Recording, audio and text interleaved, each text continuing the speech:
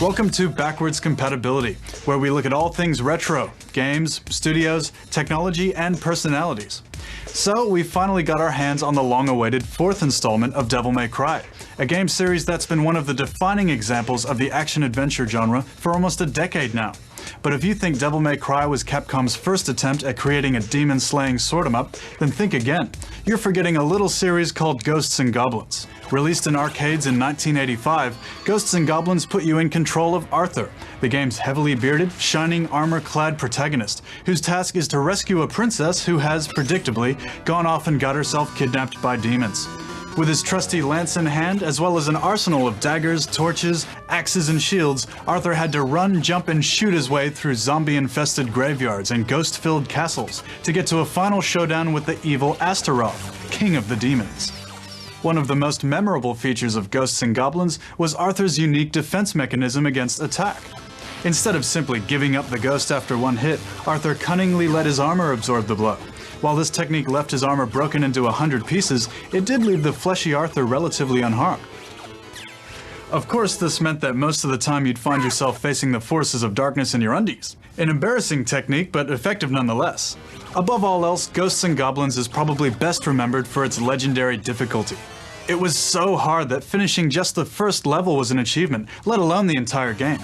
And even if you did make it as far as Astaroth and then beat him, it still wasn't over. You were presented with a fake ending screen which takes you back to the first level and forced you to play through the entire game again on an even harder setting. Despite the game's punishing difficulty, it quickly gained a dedicated following amongst arcade gamers, and went on to spawn 4 sequels. Ghouls and Ghosts was the first of these, launching into arcades in 1988. Once again, a princess was in peril, although this time Arthur had a few new magic attacks up his armored sleeve. These new skills made the game easier than the first installment, but the difficulty was still ridiculously high. 1991 brought the third installment, Super Ghouls and Ghosts, for the Super Nintendo, which once again raised the bar. Arthur gained the ability to double jump in midair, as well as even more magic spells to use on his demonic adversaries. It would take almost a decade, but Arthur once again took up the lance in an exclusive sequel for the Bandai WonderSwan handheld console. Released in 1999, Ghosts and Goblins for WonderSwan remains the most obscure of all the games in the series, due to the WonderSwan's rarity and the fact that the console and its games were never released outside Japan. Over the years, there have been no less than 5 spin-off games based on the Ghosts and Goblins formula. In 1990, Capcom released Gargoyle's Quest for the Game Boy, which took all the platforming and action of Arthur's games and put you in the role of a demon called Firebrand. The anti-hero angle was a success, and resulted in 2 sequels, Gargoyle's Quest 2 for the NES and Demon's Crest for the Super Nintendo. More recently, the series served as the inspiration for Maximo, Ghosts to Glory, and its sequel, Maximo vs. Army of Zin. But it wasn't until 2006 that a true sequel appeared. That sequel was Ultimate Ghosts and Goblins for the PSP. Featuring 3D graphics and 2D gameplay, the game brought with it some big changes while still upholding the series' traditions.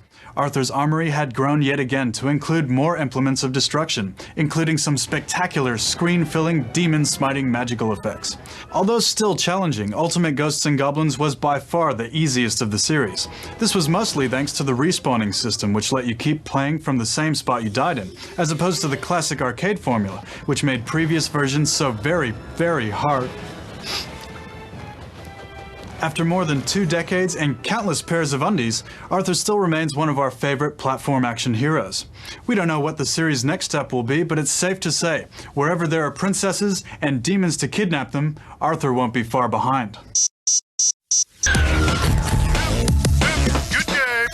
This week we've immersed ourselves in Lost Odyssey, the latest game from Hironobu Sakaguchi.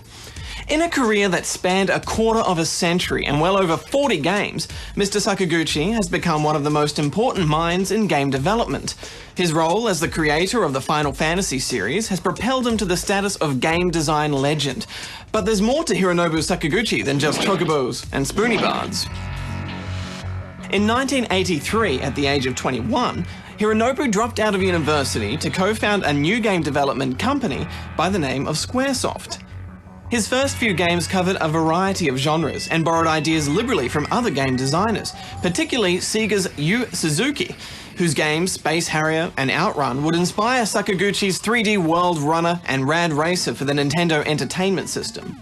But none of these games achieved much success, and in later years Sakaguchi would admit that his early projects never met his own expectations. After years of disappointment, he desperately needed a hit. As legend has it, by the end of 1987, Squaresoft only had enough capital to produce one more game, and if that game wasn't a success, then it would probably have been their last. That game was called Final Fantasy. Conceived, designed and directed by Hironobu Sakaguchi, Final Fantasy combined exploration, role-playing and turn-based combat with a story that put you in control of 4 warriors on a quest to, you guessed it, rescue a kidnapped princess. It was an instant hit in Japan, selling more than 3 million copies, simultaneously saving Squaresoft from ruin and satisfying Sakaguchi's own creativity. Sakaguchi would direct 4 more Final Fantasy games, although he always made sure that it reinvented itself with each sequel. Every game had an entirely new world and characters, and while the core gameplay remained essentially the same, each sequel had its own unique features. But the best was yet to come. In 1991, Sakaguchi was promoted to Vice President of Squaresoft, and after finishing the 5th game in the series, he stepped away from directing to focus on producing. As a producer, he would help to create many of the games that would define Squaresoft, including cult favourite Chrono Trigger, Nintendo mascot mashup Super Mario RPG, the strategy classic Final Fantasy Tactics, and the survival horror RPG Parasite Eve. He would also make 4 more Final Fantasy games, including the masterpiece Final Fantasy VII. Taking the series away from its sword and sorcery roots, Final Fantasy VII had a more steampunk atmosphere, with crew technology mixing seamlessly with magic and monsters. With a new skill system that allowed for more customizable characters and a complex storyline, Final Fantasy VII became an instant classic, and had more than a few fanboys tearing up over this unforgettable moment.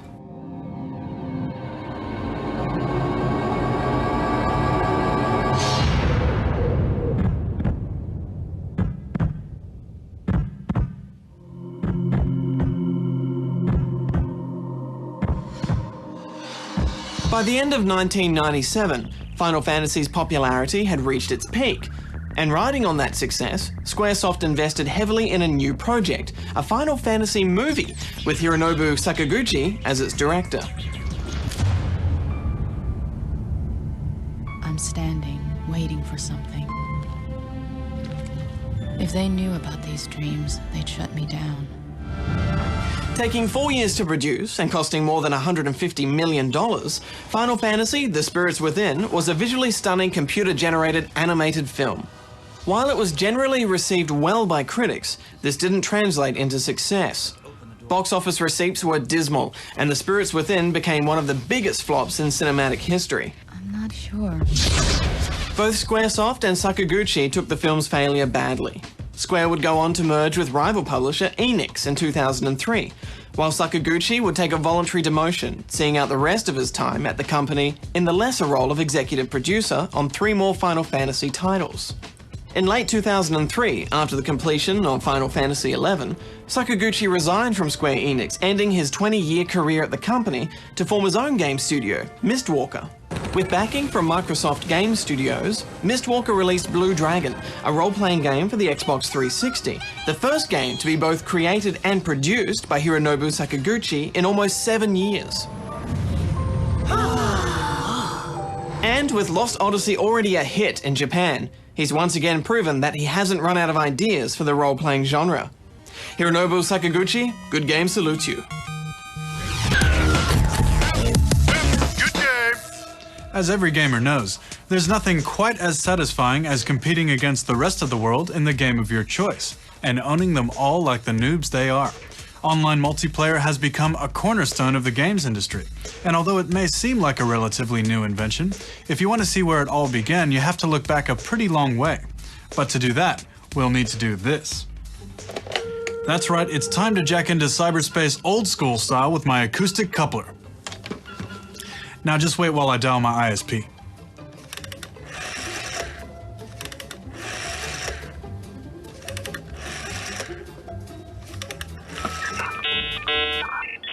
It all started with Space War. Debuting in 1962, Space War was originally coded by Steve Russell, a student at the Massachusetts Institute of Technology. However, like most programs during the early days of computing, Space War was completely open source, and over the years many other people contributed to the game's code. One such contribution was made by Rick Blom in 1969. Blom's changes to the game's code allowed Space War to be played by 2 players over a remote network called Plato, a pre-internet system originally designed for computer-based education. And with that, online gaming was born.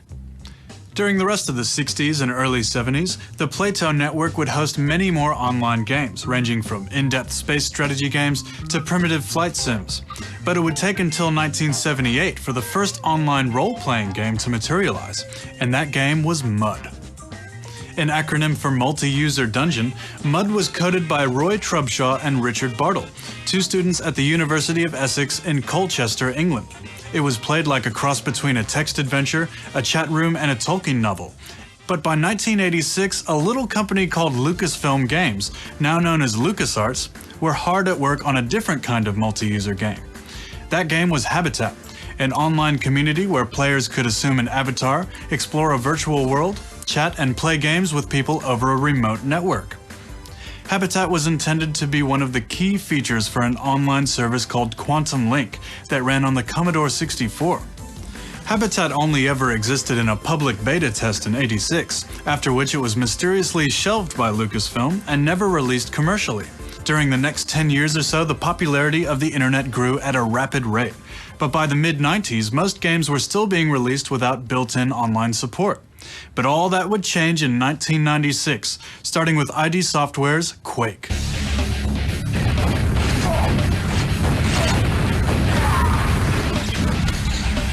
Quake wasn't just the first modern computer game to feature online play straight out of the box, but it was also a phenomenon in its own right, attracting players by the thousands with its fast-paced, fragtastic first-person shooting gameplay.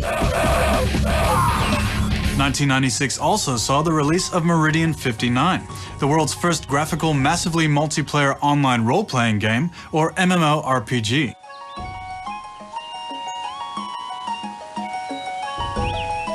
Developed by the 3DO company, Meridian 59 took all the best bits of the text-based MUDs and put them into a colorful 3D world, where hundreds of players could fight monsters or each other against a backdrop of high fantasy. In the aftermath of Meridian 59 and Quake, online gaming climbed to new heights of popularity. In 1997, Blizzard Entertainment unleashed their Battle.net online gaming service, which would serve as the multiplayer backbone for games like Diablo and Warcraft 3. And in the same year, another pivotal MMORPG would hit the scene, Richard Garriott's Ultima Online. The game would become famous for its pioneering reinvention of the MMO genre, and would become infamous when creator Richard Garriott's own avatar, Lord British, was assassinated at a virtual gathering within the game. Meanwhile, consoles were also beginning to experiment with online connectivity, but it wasn't until the release of the Sega Dreamcast in 1998 that consoles could truly be considered online. In 1999, the MMORPG genre finally broke through to the mainstream with Sony Online Entertainment's EverQuest, which at its height could boast a population of more than 400,000 players.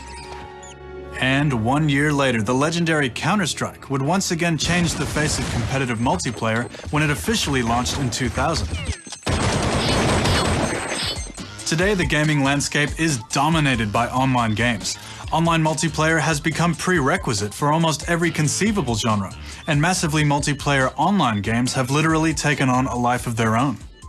Games like Second Life have taken the concept of virtual communities, pioneered in Lucasfilm's Habitat, to unbelievable new heights. While the MMORPG genre has soared to unprecedented popularity, with Blizzard's World of Warcraft alone attracting more than 10 million subscribers to date, making it the most popular online game of all time.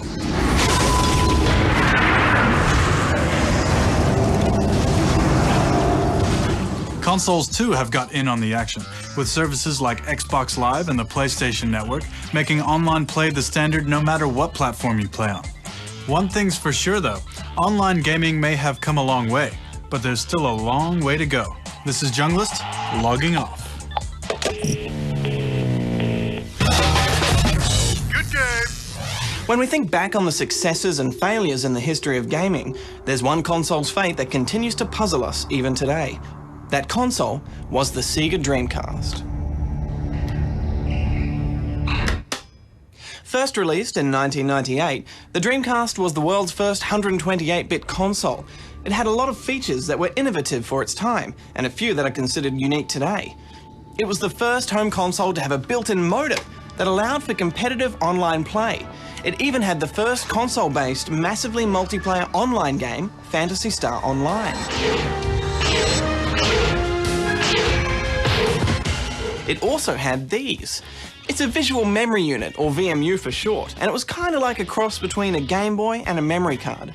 When it was plugged into a Dreamcast controller, it functioned as an extra screen, and depending on the game, it would often show vital gameplay information or just a cute logo. When it was out of the controller, the VMU worked like a miniature handheld console and could play games downloaded from the Dreamcast. But the Dreamcast didn't just have a cool memory card, it also had some amazing games. Sega had plenty of arcade games waiting to be ported to console, and as a result, many of the early Dreamcast games were classics like Virtua Fighter 3, Sega Rally Championship, Crazy Taxi, and House of the Dead 2. Another arcade game to land on the Dreamcast was Namco's Soul Calibur. A visually stunning fighting game, Soul Calibur combined elaborate swordplay with fluid animation and super responsive controls. It was probably the console's single most popular game, and even today it's considered a classic of the fighting game genre. The Dreamcast wasn't all arcade ports, however. It also had some memorable original games. Over the hood, through the streets, and right into your brain. Jet Set Radio! Jet Set Radio, for example, was the first game to use cartoon-styled, cel-shaded 3D graphics. And as well as looking good, its rollerblading, graffiti-spraying gameplay ensured that it was fun to play as well. Even Sega's mascot, Sonic the Hedgehog, got his own Dreamcast outing, Sonic Adventure, arguably the spiky blue hedgehog's last great game. Of all of these, however, the Dreamcast's most notable game was Shenmue. Taking 7 years to develop and costing upwards of $20 million, Shenmue was the dream project of legendary game designer Yu Suzuki, the creator of classics such as Space Harrier and Virtua Fighter. Hey, wait a minute! Combining deep role-playing with a cinematic storyline and combat that was lifted directly from the Virtua Fighter series, Shenmue was hailed as a masterpiece for its incredible attention to detail and immense gameplay scope. However, it didn't sell well, and neither did its sequel, Shenmue 2. While the Dreamcast was loved by gamers for its cutting-edge features and great games, it never cracked the mainstream market, with most consumers opting for the PlayStation 2 when it launched in 2000. With sales and profits dwindling, Sega had little choice but to pull the plug on the Dreamcast, discontinuing the console in early 2001 and withdrawing from the hardware business entirely. Despite the console's demise, the Dreamcast continued to amass a dedicated following. Hardcore gamers treasured the console for its countless arcade shoot-em-ups like Ikaruga, and it also became a haven for 2D fighting fans, with arcade-perfect ports of Street Fighter 3, Marvel vs. Capcom 2, and the King of the Fighter series. The Dreamcast's cult status is so enduring that new games are still being released for it today. The most recent game was Trigger Heart Excelica, released in 2007. And there's at least one new game planned for release on the console in 2008. It just goes to show that you can't keep a good console down. Good game! In today's age of photorealistic graphics and complex gameplay, it can be easy to take the simpler things for granted. Take this, for example. It's a health bar, and it's probably one of the most important innovations in game design history. Before the invention of these babies, games would usually only let you take one hit before it was game over. But the invention of the life bar meant you could live and play a little longer. It's difficult to say where the whole health bar phenomenon started, but we think it may have kicked off with this game. It was called Attic Attack, and it was released in 1983 by a little company called Ultimate Play the Game, better known these days as Rare. Now, Attic Attack didn't exactly have a health bar, but it did have the next best thing, a health chicken. With your life force represented by a chook-shaped health bar, you had to avoid enemy attack and maintain a balanced diet, or risk turning your health chicken into a bleached boned carcass. Whilst this was a good start, it wasn't until 1 year later, in 1984, that health bars would really arrive. The game was Dragon Buster, a side-scrolling action game developed by Namco. As the game's sword-swinging hero, you had to fight through an army of snakes, bats, skeletons, and of course, dragons, while your health was represented by a long rectangular gauge of mystery. It was a health bar, the first real one to appear in a video game. As you took damage from your fire-breathing enemies, your blue vitality bar would shrink and turn red. Too much red, and it was game over. In the wake of Dragon Buster, health bars sprung up everywhere, in all shapes and sizes. In the mid-80s, classic games like Castlevania, Kid Icarus, and many more adopted the health bar as their survival mechanism of choice. And they became particularly popular with martial arts games like Kung Fu Master and Yayar Kung Fu. In 1986, Nintendo gave the health bar a heartfelt redesign with this. The Legend of Zelda was innovative in that it allowed you to increase the size of your health bar as the game progressed. And if you let your health get too low, it also did this.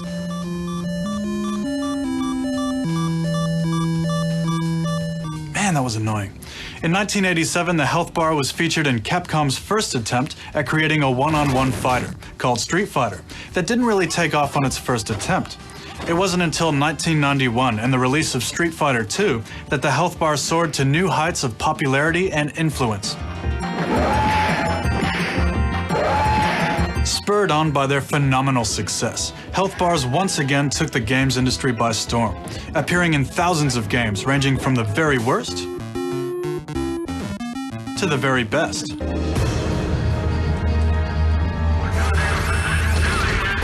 But after several decades at the top, the health bar is today finding itself falling out of favor. In the never-ending quest for more realism, games designers are opting for less intrusive ways of letting you know you've been hurt in a game. Games like Call of Duty 4 and Gears of War, for example, have done away with bars completely in favor of tinting the screen a shade of red whenever you take damage. So does this trend spell the end for the humble health bar? Not a chance. With so much gaming history tied up in this little rectangle of vitality, it's still got a lot of life in it yet. And let's not forget the health bar's influential part in the creation of other gaming staples, such as the magic bar, the experience bar, and even the loading bar. But those, of course, are stories for another time.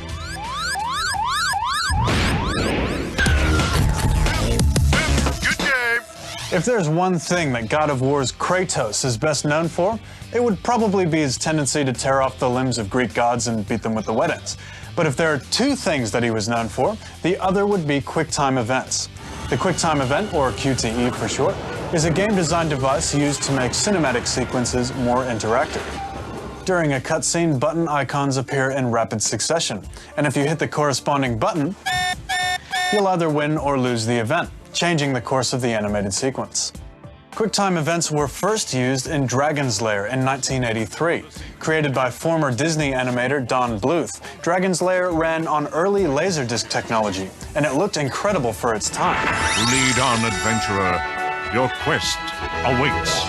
It was essentially one big QuickTime event. The player had to press directions and buttons with perfect timing to survive. But since the game didn't give you any clues as to what you had to press next, it got frustrating long before you got to rescue the kidnapped Princess Daphne. Dragon's Lair was followed by a string of similar games, including another Don Bluth creation, Space Ace. But it wasn't until 1999 that QuickTime events would really hit the big time. It was game designer Yu Suzuki's role-playing epic, Shenmue, that reinvented the QuickTime event. Shenmue featured QuickTime events for practically every occasion, from catching soccer balls to beating up some no-goodniks. It took the concept of interactive cinematics to its limit and inspired plenty of imitators, some that were good and some that were just dreadful. Treyarch's Spider-Man 3, for example, was one of the most dismal attempts at QuickTime events we've ever seen, and games like Clive Barker's Jericho and Factor 5's Lair weren't much better. In these games, the button icons often appeared and disappeared way too fast. And if you fouled up once, they would return you right back to the start of the event. I'm going to die! Thankfully, Sony's God of War series and Ninja Theory's Heavenly Sword managed to get QuickTime events right. The icons stick around long enough for you to see them, And if you miss one, you aren't always punished with a swift and frustrating death. Whether you love or hate them, though, QuickTime events aren't going to disappear quickly. Just be sure that you only hit the good ones and not the bad ones. Good day. If you enjoy matching colored gems or lining up abstract shapes, the odds are you like puzzle games, and you're not alone. Puzzle games are among the most enduring and popular of all gaming genres, and it also happens to be one of those special game types that can appeal to almost anyone, even if you don't play games. The puzzle story starts way back in 1978, with Nintendo's first ever arcade game titled Computer Othello. It was an electronic version of the puzzling board game Reversi, and is commonly regarded as the first real puzzle game. A few years later, and another important early puzzle game hit the scene. Q*bert's Cubes by Gottlieb saw you controlling this long-snooted character in one of the first color-matching games. But it wasn't until the mid-80s that puzzle games would really leave their mark on the world, and it was a little shape-matching game from Russia that would do it. Of course, the game was Tetris. Designed and programmed by Alexei Pajitnov, Tetris was based around a very simple idea. Shapes fell from the sky, and you had to arrange them to complete lines across the screen, racking up massive points while you were at it. The first worldwide release of Tetris came in 1986 on the PC, and although Tetris fever was slow to start, it soon became an international phenomenon. In 1989, Nintendo purchased the rights to Tetris, and both the NES and Game Boy versions of the game were released in that same year. They both became instant hits, with the Game Boy version alone selling over 33 million copies, making it one of the highest-selling games of all time. After Tetris, puzzle games were everywhere. Game publisher California Dreams narrowly avoided copyright infringement when they transported Tetris into the third dimension with their game Blockout, while Taito released two influential puzzle games, Plotting and Puzznik, both which required you to shift tiles to match two of a kind. It also didn't take long for Nintendo's main rival Sega to come up with their own answer to Tetris, with Columns released for the Sega Mega Drive in 1990. Columns was similar to Tetris, but instead of shapes falling from the sky, it was gems. When you matched 3 or more jewels of the same color, it would clear them off the screen and earn you those all-important puzzle points. Columns became a hit in its own right, and like Tetris, it would go on to inspire plenty of imitators, with games like Dr. Mario, Puyo Puyo, and Super Puzzle Fighter, all containing elements of Columns' simple design. In 1994, the puzzle genre took an interesting new turn with Taito's Puzzle Bobble. Instead of arranging or swapping different colored gems, you had to shoot them at each other with a gem-loaded cannon. Puzzle Bobble would prove popular enough to spawn several sequels, and it would also inspire the creation of other games like Puzz Loop, or more recently, Zuma. The majority of today's most popular puzzle games are still using the same color and shape matching formulas of the past.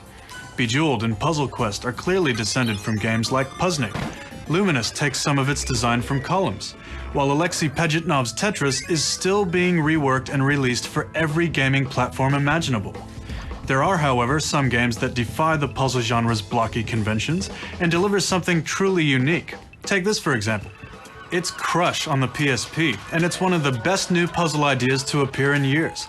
Instead of manipulating blocks and gems, you had to manipulate the fabric of reality to squash your world from 3 dimensions to 2 in a quest to collect your lost marbles. And then of course there's Valve Software's Portal. Need we say more? So whatever your puzzling preferences, puzzle games are guaranteed to keep us all scratching our heads far into the future.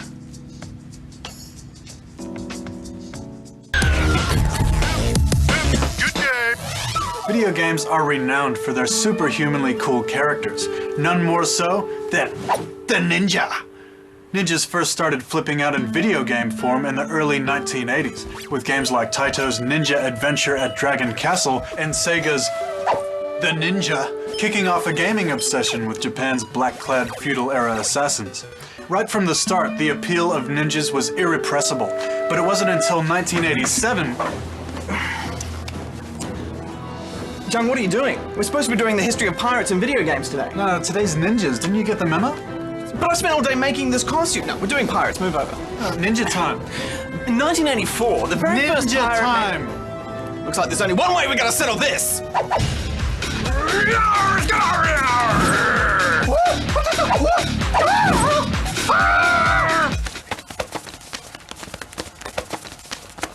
No, stop. Pirate on ninja violence never solved anything. Let's sit down and talk about this.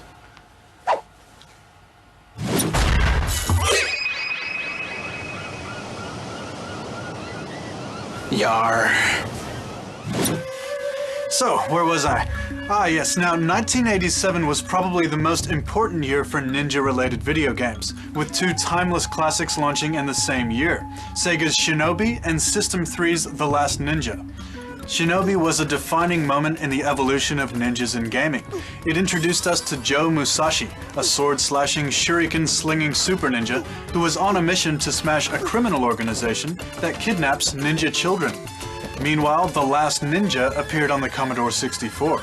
This action-adventure game took players to the island of Lin Fen and put you in control of Armakuni, the last ninja, in a quest to have his revenge on the evil shogun who murdered his clan. Both The Last Ninja and Shinobi were hugely successful, with each game spawning several sequels in later years. But the ninja story doesn't stop there. 1 year later, and the next big thing in ninja gaming hit arcades. It was Ninja Gaiden, a beat-em-up that put you behind the cowl of Master Ninja Ryu Hayabusa, and had you roaming the mean streets, giving some petty thugs the thrashing of their lives. Ryu's first game played more like Double Dragon than the Ninja Gaiden that we know and love today, but it was notoriously difficult, a tradition that all future games in the series would uphold. By the time Ryu Hayabusa had moved to home consoles in 1989, he looked and played very differently. Ninja Gaiden had 3 sequels on the Nintendo Entertainment System, where it evolved into a platform action game. Using Ryu's elite ninja skills, you had to slash, shoot, and climb your way through a 2D world on a mission to exact revenge on your father's killer. And it was especially notable for its stylized cinematic cutscenes, which were some of the first of their kind on a home console. Today, Ninja Gaiden is probably the most popular of all ninja game franchises, and it's all thanks to this. Team Ninja's reimagination of Ninja Gaiden on the Xbox brought ninjas to a whole new generation. Ryu once again had to seek revenge against everyone in eyeshot in the most spectacularly violent manner possible, and its combination of gorgeous visuals and super challenging gameplay made it one of the original Xbox's biggest hits. There are, of course, way too many ninja games out there to mention, ranging from the cute and crazy Legend of the Mystical Ninja, right through to the serious stealthing of the Tenchu series. So while they may not have cool stuff like parrots, buried treasure, or a crippling dose of scurvy, ninjas are definitely kings amongst video game heroes. Good game! With the 4th installment in the phenomenally popular Grand Theft Auto franchise just around the corner, we figured the time was right to take a look back at the long and controversial history of the series developer, Rockstar North. Long before they dedicated themselves to a life of crime simulations, and even before they got their Rockstar title, this small band of Scottish game makers were known as DMA Design. And the games they became famous for in the 80s and 90s were a world away from the ones they're infamous for today. The company's first game was Menace, coming out on the Amiga home computer in 1988. It was a side-scrolling shooter that was heavily inspired by the likes of arcade classics R-Type and Gradius, and was designed by DMA Design's founder and the future creator of the Grand Theft Auto series, David Jones, who coded the entire game from his bedroom. Menace achieved some market success after it was picked up for distribution by game publisher Psygnosis, and DMA quickly followed it up.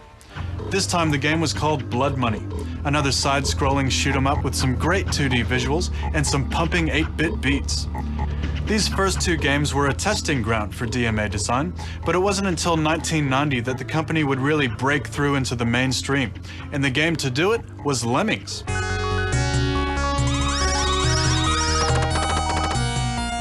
This innovative puzzle game let you play God as you attempted to rescue a herd of green-haired suicidal Arctic rodents from themselves by building, digging, climbing, and parachuting them to safety. The game became an instant hit when it first released on the Amiga, and its success ensured that it was ported to every platform imaginable. Even today, the game is still being reworked and remade, with the most recent version appearing on the PlayStation Portable. With Lemmings, DMA had hit upon a gold mine, and the early 90s were all about capitalizing on it. Over the next few years, they would release no less than 5 sequels, including the festive-themed Christmas Lemmings and the appropriately titled Oh No, More Lemmings. By 1994, it was time for something new, and DMA broke with their long-standing publisher Psygnosis to side with home console giant Nintendo. This publishing agreement would produce an important game for DMA design, Body Harvest, for the Nintendo 64. Despite Body Harvest's science fiction setting and alien-blasting gameplay, this is probably the game that's most responsible for the future development of the Grand Theft Auto series. It gave you a free-roaming open world to explore, non-linear missions and side quests to follow, and vehicles to commandeer and control. It was like GTA in space. After Body Harvest came the game that would really kickstart the open world genre and make the Scottish studio one of the world's most successful and controversial game developers, Grand Theft Auto. Taking what they had pioneered in Body Harvest and transporting it to the urban streets of Liberty City, DMA created a game with simple top-down graphics but complex and immersive gameplay that gave you complete freedom to do as you pleased, as you built your own criminal empire from the gutter up, a formula that was popular enough to produce a sequel, Grand Theft Auto 2. But it wasn't until 2001 that Grand Theft Auto would really become a phenomenon. The third game in the series took all the carjacking, bank robbery gameplay of the original games and pulled it into the third dimension, plonking you into a massive open city and letting you do whatever it took to rise to the top of the underworld. Grand Theft Auto 3 was packed with atmosphere. It had plenty of references to classic gangster movies, starred several Hollywood actors in voice roles, and it even had its own radio stations that played some pretty catchy tunes. After the runaway success of GTA 3, DMA Design was bought out by Rockstar Games, a new subsidiary arm of game publisher Take-Two Interactive. The first thing to go after the sale was founder Dave Jones, who left to establish a new studio called Real Time Worlds, the team behind the awesome Crackdown, and the second thing to go was the DMA name, which was promptly changed to Rockstar North. With a new name and a new hit franchise on their hands, Rockstar North once again went into exploit mode, pumping out another 2 GTA sequels in 3 years. GTA Vice City took us back to the 80s, where the game's leisure-suited protagonist Tommy Vercetti had to conquer the cocaine trade in an alternate reality Miami, while the next in the series, San Andreas, took us to the 90s for a gangster rap-inspired look at American ghetto culture. With each successive GTA sequel, the core gameplay remained essentially the same, but the environments grew to huge proportions and the number of vehicles and missions grew to unimaginable heights. Something else that was at its peak, however, was the constant controversy that surrounded not just the GTA games, but Rockstar North in general. 2003 saw the release of Manhunt, a gritty and violent game that took the player into the seedy world of snuff movies, and was promptly banned by Australia's Office of Film and Literature classification. 2 years later, and Rockstar were making headlines again, this time with the so-called hot coffee scandal. When some elite computer hacksaws discovered that the source code for GTA San Andreas contained a hidden minigame, they just had to share it with the rest of the world. Of course, the minigame just happened to be of the sexy kind, allowing you to get down and dirty with the game's virtual ladies. It was banned and then censored in Australia, and was met with a similar reception elsewhere in the world. Once again, though, Rockstar proved that any publicity is good publicity, with both Manhunt and GTA San Andreas selling truckloads. Next week, we'll finally find out if their latest Grand Theft Auto 4 meets our expectations for both gameplay and controversy. But no matter how it turns out, with so much history to fall back on, and 2 of the biggest game franchises of all time under their belts, Rockstar Games have certainly earned their place in video game history. If you think of a lynx as being a small species of wildcat native to North America, Europe and Asia, then you've obviously never played one of these beauties. It's an Atari Lynx, and it first appeared in late 1989, just a few months after the release of the Nintendo Game Boy. For its time, it was the most advanced handheld console ever built, but what really made the Lynx a milestone in video gaming history is that it was the world's first handheld with a colour LCD screen. Now, while its distinct lack of fur, claws and whiskers did inhibit its ability to survive in the wilderness, unlike its slightly more feline namesake, the Atari Lynx did have some pretty cool games to make up for its lack of survival instincts. Since it was created by Atari, the Lynx had access to many of the famed company's best arcade games, including ports of classics like insectoid shooter Centipede, Cops and Robbers Simulator APB, and the maze-running alien blaster Zybots. One of the best early Atari-made games for the Lynx was Rampart, a medieval-themed arcade game that was half shooter and half Tetris-style puzzle game. At the start of each game, you'd pick a site to build your castle, then attempt to sink a hostile armada hell-bent on destroying your ramparts with cannonballs. If you succeeded, you had a limited amount of time to rebuild the castle and its defences using Tetris-like shapes. Another arcade classic that made the transition to the Lynx's small screen was Atari's 4-player dungeon crawler, Gauntlet. It featured all the top-down ghoul-fighting action you could handle, although this time it included a variety of very out-of-place warriors, including a pirate, a robot, and a nerd. Best of all, by linking together a couple of consoles with a link cable, you could actually play Gauntlet the way it was meant to be played, with 4 players, a very advanced feature for such an early handheld console. The Lynx also featured many third-party games, including those owned by fellow arcade game producer Midway. Games like the Godzilla-inspired Monster Mash Rampage, the flying ostrich 'em up Joust, and the alien eradication simulator Xenophobe all had very authentic ports to the Lynx, which made it the portable console of choice for arcade game fanatics. Of course, there were also drawbacks to having such advanced technology in a handheld, and in the case of the Lynx, the drawback was battery life. This bad boy could decimate 6AA batteries in less than 4 hours. Not only did this not give you much time to play, but it also got quite expensive. Don't forget that this was way back in 1989 and rechargeable batteries weren't as common or as inexpensive as they are today.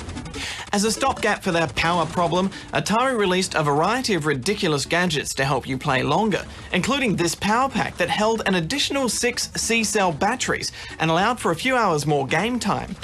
Its voracious appetite for batteries wasn't the Lynx's only flaw though. As you can see for yourself, it's massive, and unless you had gigantism of the hands, it was a good bet that the Lynx would be more than a handful for you. It was also the most expensive handheld available at the time, another factor that contributed to its less than stellar market performance. By 1994, Atari had pretty much lost interest in the machine and abandoned it in favour of pursuing the home console market. Now, that should have been the end of the Atari Lynx story, but as it happens, during its short life, the console had attracted a small but dedicated fanbase, and they weren't about to let it go that easily. From the late 90s onwards, a number of independent developers sprung up to support the obsolete console by developing, releasing, and distributing new Lynx games all by themselves. Games like the vocabulary puzzler Lexus, subterranean puzzler Crystal Mines 2, and a hectic interstellar shooter named Remnant all came out of a game studio called Songbird Productions, one of the most prolific names in the indie Lynx scene. So if you have a taste for classic retro gaming on the move, the Atari Lynx could be just the ticket for you. Just make sure you've got the hands of a giant and an unlimited supply of batteries before you leave the house. Whether it's a growth-inducing fungus or a dose of anti-poltergeist medication, power-ups have been a part of video game history for as long as most of us can remember. So much so that it's hard to say when and where these power boosters first appeared. It's a tough call, but we think the power-up revolution may have started with none other than that lovably round, yellow, pill-popping phasmophobe, Pac-Man. When it was released in mid-1980, Pac-Man was unlike anything we'd played before. Most arcade games of the era were concerned with shooting down invaders from the far-flung reaches of space. Pac-Man instead put you into a claustrophobic maze, set a gang of mischievous ghosts on your trail, and tasked you with chowing down on everything you could get your mouth around, including these. It's a power pellet, and if you ate one, this would happen. Power pellets were a temporary but powerful weapon in Pac-Man's eternal quest against Blinky, Pinky, Inky, and Clyde, allowing him to devour the ghostly quartet with gusto and earn you big points while he was at it. 1 year later, and perhaps the second most important development in gaming power-ups made its debut. Donkey Kong was the game, and Mario's mallet was the power-up. As you climbed the steel girders to rescue a familiar kidnapped princess, the mallet provided temporary protection from the endless stream of barrels and fireballs attempting to thwart your ascent. It was a useful tool, not just for staying alive, but also for racking up huge point scores. The next big development in power-up technology was made in the shoot-'em-up genre with a little-known game called Vulgus. Setting down in early 1984, Capcom's Vulgus was a vertically scrolling sci-fi shooter that had you blasting alien scum with the help of a number of POW-shaped power-ups that increased the potency of your pews. Pew pew! Today, Vulgus isn't as well known as it should be, and it's probably because of this. Soon after the game came out, Capcom released another vertical shooter, the World War II-themed 1942. Not only was it a lot more fun than Vulgus, but it also had much more impressive power-ups. After collecting a few POWs, your tiny dogfighter could outgun practically anything that was thrown at it, although the game was still exceptionally hard. After Vulgus in 1942, any shooting game that didn't have power-ups immediately became obsolete, and within months, a new breed of power-up-fueled shooting games began to flood arcades and home consoles. Konami's Gradius is probably the most well-known example of these. Released in 1985, Gradius was notable not only for its stunning array of powered-up weaponry, but also because it allowed the player to store collected power-ups and to choose which ones to deploy at any time.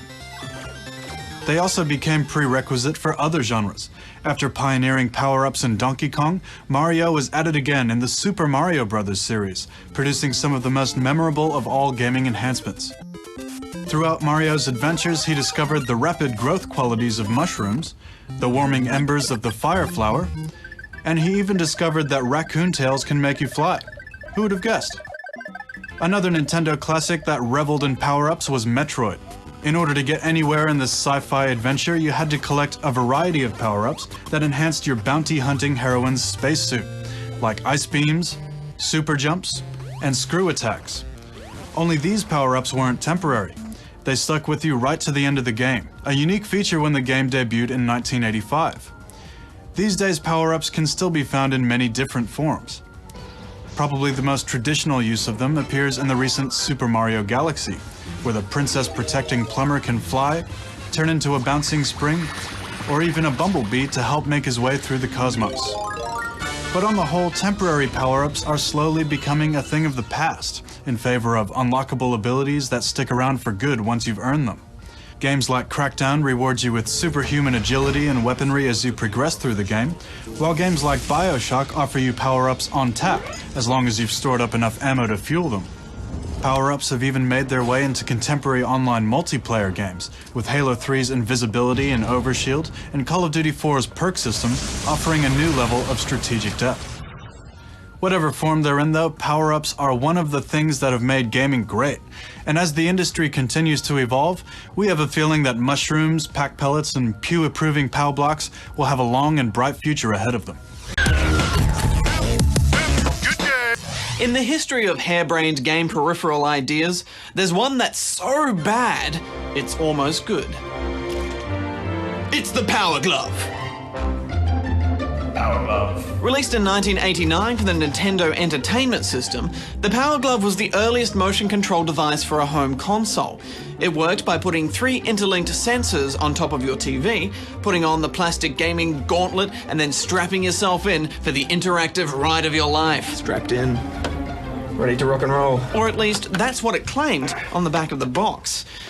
You could use the glove's motion controls on any existing NES game, but there were also a few games that were designed specifically for the peripheral, although only 2 of them ever made it into full-scale production. The first was this. It's Super Glove Ball. It played a bit like the arcade classic Breakout. You had to use your glove to bounce a ball off a wall of bricks, knocking them out as you went. Of course, Super Glove Ball wasn't all that much like Breakout, because Breakout was good and Super Glove Ball was rubbish.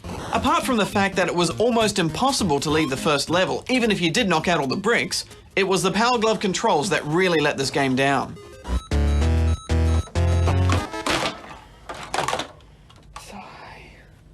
Trying to control with the Power Glove was imprecise to say the least. Just navigating your hand around the screen was a big achievement, and you'd often find yourself making mistakes purely because of the control system. Unfortunately, it was the same story for pretty much every game you tried to play with. Super Mario Bros. Was rendered unplayable, Metroid didn't work properly, and Zelda? Forget it. The second and only other specifically designed Power Glove game is one we've had on the show before, Bad Street Brawler. It put you in the yellow jumpsuit of Duke Davis, the world's coolest punk rock martial artist and self-confessed Bad Street Brawler. As Duke, you had to slap, kick and ear twist an army of circus midgets and wayward punk rockers for seemingly no reason at all. It may have been one of the first games in the side-scrolling beat-em-up genre, but there's no denying that Bad Street Brawler was awful. The combat, enemies and level design were unbearably repetitive, and not only that, but the game was almost impossible to control with the Power Glove. One of the biggest shames about Bad Street Brawler though, is that it was made right here in Australia by local developer Beam Software. Unsurprisingly, with the Power Glove's 2 flagship titles hitting rock bottom, and with the usefulness of the device itself in doubt, the Power Glove immediately fell on hard times. Okay. Questions, we can help. Many problems can be resolved by discussing them with our trained personnel. I've got a number here that I can call. Yeah, hi, I'm having problems with my Power Glove. It's buzzing and nothing's happening and it's just not working in general. Yeah, I think it's cooking my hand. The glove also smells. You know, I followed the manual and I squeezed my fist and I pushed all the buttons. Who is this? Sorry about that. Once the world had realised that the peripheral was an unsalvageable turkey, all the remaining Power Glove titles in development were promptly canned. Of course, that didn't stop the Power Glove from achieving a kind of cult notoriety, mostly thanks to this. In the same year that the Power Glove was released, Universal Pictures produced a 100-minute Nintendo commercial disguised as a movie, and that movie was called The Wizard. So, you the wizard? For your information, butthead, he's headed for the video championships in Los Angeles. Starring child actor Fred Savage in what was probably his most memorable film role, as well as a young Christian Slater, The Wizard told the story of a video game master who could beat any game, even if he'd never seen it before. Kind of like me then. While The Wizard was mostly panned by the film critics of the day for its rampant product placement and its implausible story, it was actually a pretty fun kids movie, especially if you were a video game obsessed child of the 80s. And with one-liners like this, I love the Power Glove. It's so bad. The Wizard didn't just write itself into cheesy movie history, but it also left a Power Glove-shaped impression on the suggestible minds of its young audience, something that sustains the device's popularity to this very day. The Power Glove also has a pretty impressive legacy. The motion-sensitive controls that it pioneered are being used today in both Nintendo's Wii and the PlayStation 3's 6-axis controllers. Then again, both the Wii and the 6-axis actually work properly, so perhaps the Power Glove wasn't really that influential after all.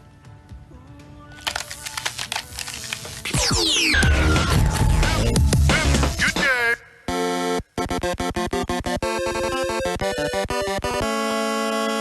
With the world still in the grip of metal fever, we think it's time to take a look back through the history of video games inspired by the Olympics.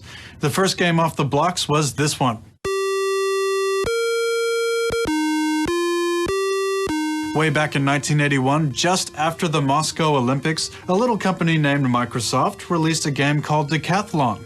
This was before Microsoft had hit it big with their MS-DOS operating system, so Decathlon actually made its debut on the Apple II home computer. As the name suggests, the game featured 10 Olympic events, ranging from a 100-meter dash to a shot put throw. It also established a kind of tradition amongst Olympic games, button mashing. Quick fingers were the only skill you needed to be a contender in this Olympiad, since whoever tapped the 1 and 2 keys the fastest took the gold medal every single time. Not exactly compelling game design. The next big mash-tacular mash fest was this. It's track and field, and it was released in arcades by Japanese game publisher Konami in 1983. In the 80s, this game could be found in almost every milk bar. And if you played it back in the day, you'll probably have some rose-tinted memories of it being an enjoyable way to spend your 20 cents pocket money. But trust us, this thing does not hold up today. Once again, you had to run, jump, and throw things, all by furiously mashing your buttons. And just like before, track and field had almost no entertainment value. If you track this machine down today, we recommend you save your 20 cents.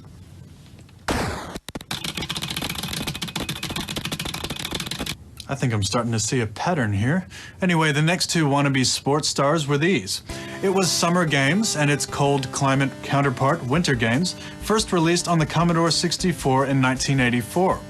Thankfully, there was slightly more to Summer and Winter Games than just randomly slapping the keyboard. Winter Games had you bobsledding down mountains and backflipping off jumps, while Summer Games had you blasting clay pigeons and more, with a lot less button mashing than you'd expect. Things were starting to look a little better for the Olympic genre. The next game obviously didn't pay any attention though, because by the time this next game came out in 1992, it was business as usual. Olympic Gold is most notable for being the first game to ever be officially licensed from the International Olympic Committee, although if the IOC had known how rubbish this thing was going to be, we think they may have reconsidered. Still, at least it wasn't as bad as this. It's Izzy's quest for the Olympic rings on the Super Nintendo, and it starred Izzy, possibly the worst excuse for an Olympic mascot ever conceived. This random arrangement of garish colors was the mascot of the 1996 Atlanta Games, and his name, Izzy, was short for What Is It? Because nobody actually knew what the hell he was supposed to be. Apart from its contemptible protagonist, Izzy's quest was about as bad as platform games got in the mid-90s. The only medal this thing would win is a gold for boring game design. There are, of course, countless other forgettable virtual Olympiads. The Sydney 2000 Olympics inspired a variety of awful games to flood the marketplace, not least of which was the almost intolerable official game, as well as a sequel to Konami's Track and Field, which was only slightly less intolerable. The distance was 60.67 meters. With the release of Sonic and Mario at the Olympic Games, the motion-sensitive Wii allowed button-mashing gameplay to be replaced with Wiimote waggling gameplay. And even though it sucked just as much as the rest of them, at least this one had Mario in it. And with that, we're almost up to date. Although there's just one more Olympic game to cross off our list, Beijing 2008.